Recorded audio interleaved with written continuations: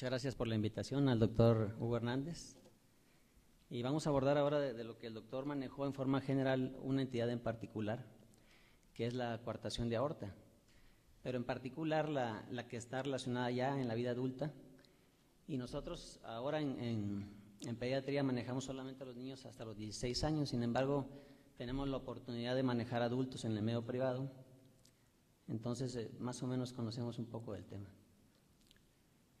Le voy a presentar un caso típico característico que pueden tener todos en la consulta particular, ni siquiera del cardiólogo.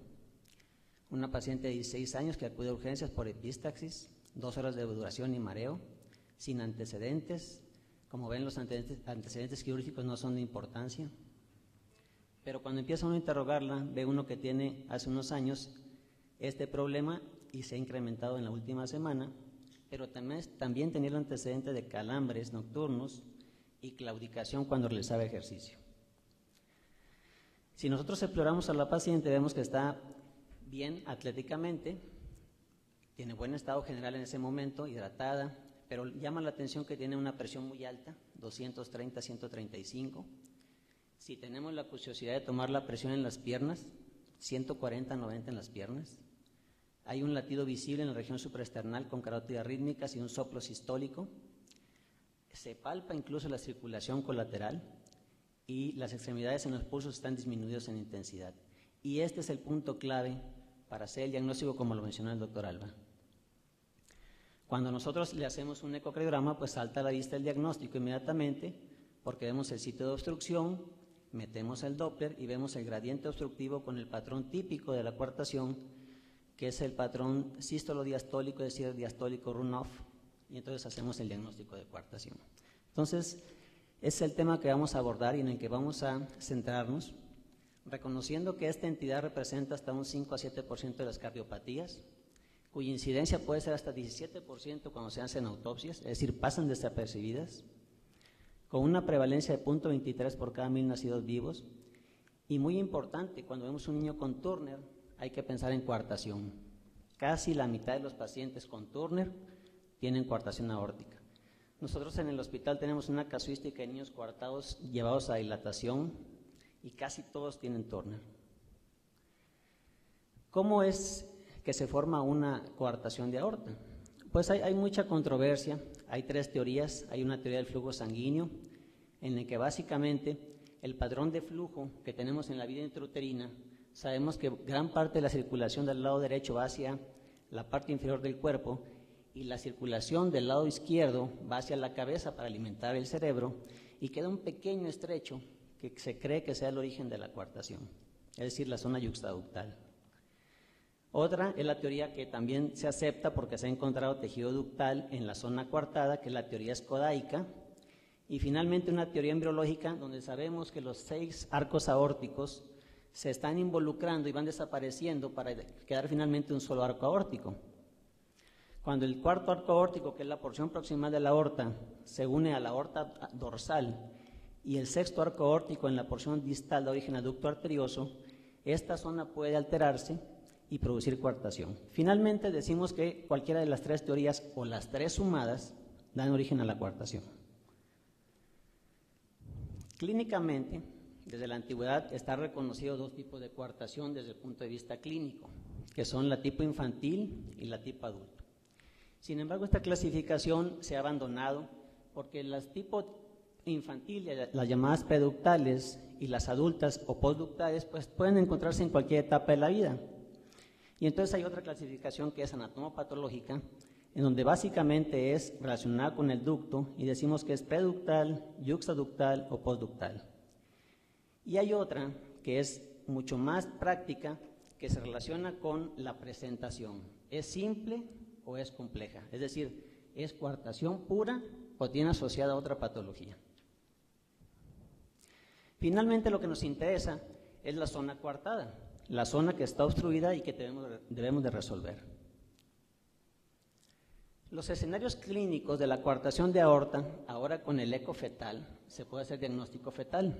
Entonces tenemos 4 escenarios clínicos, que son aquel que hacemos el diagnóstico prenatal, en donde hay desproporción ventricular, desproporción de grandes vasos, asociación a otras cardiopatías y si el bebé lo permite, podemos identificar engrosamiento nucal y entonces hacer la asociación con Turner prenatal.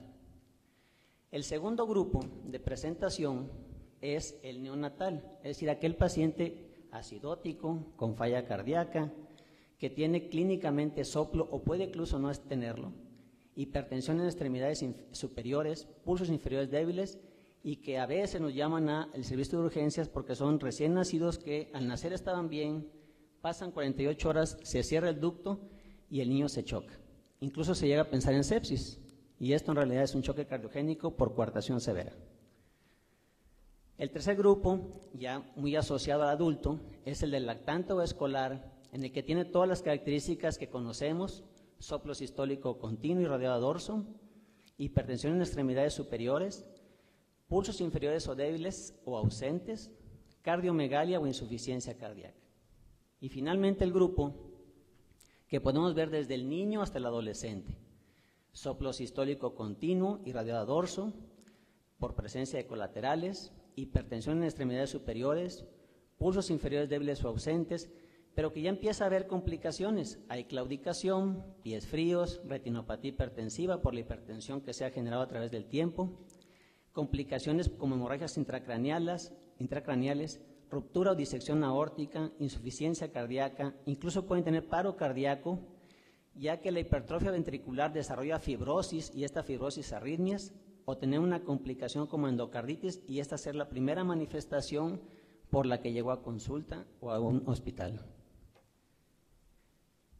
Ya tenemos más o menos establecido el tratamiento en los grupos etarios.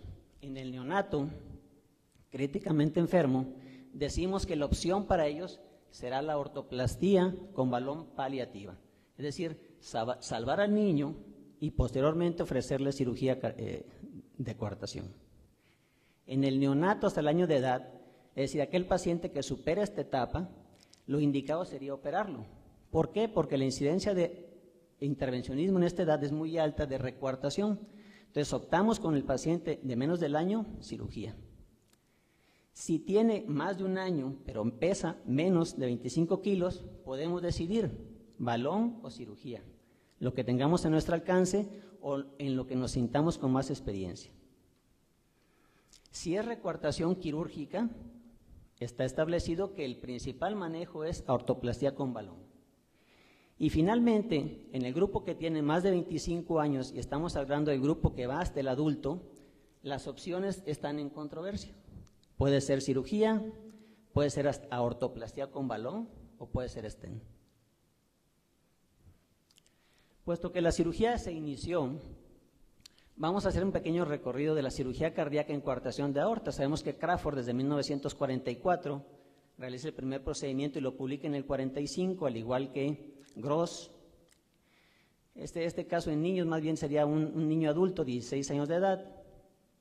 Gross mismo en 1951 realiza la primera interposición con material protésico. Mostar en el 55 hace un abordaje neonatal. En el 56 Waldehausen hace una corrección con flap de subclavia, la cual se ha abandonado. Y en 1977 Amato realiza la primera anastomosis término-terminal extendida. Entonces, como pueden ver, la cirugía le lleva camino a los procedimientos intervencionistas. Las técnicas de cirugía obviamente han mejorado, han avanzado también los tiempos de cirugía. Y este es un caso típico del hospital, es un paciente que operó el doctor Ramos en nuestro hospital en el 2004. Vean cómo se identifica la zona coartada, cómo se reseca la zona de coartación y finalmente cómo queda el paciente. Sin embargo, la cirugía tiene complicaciones. ¿Cuáles pueden ser?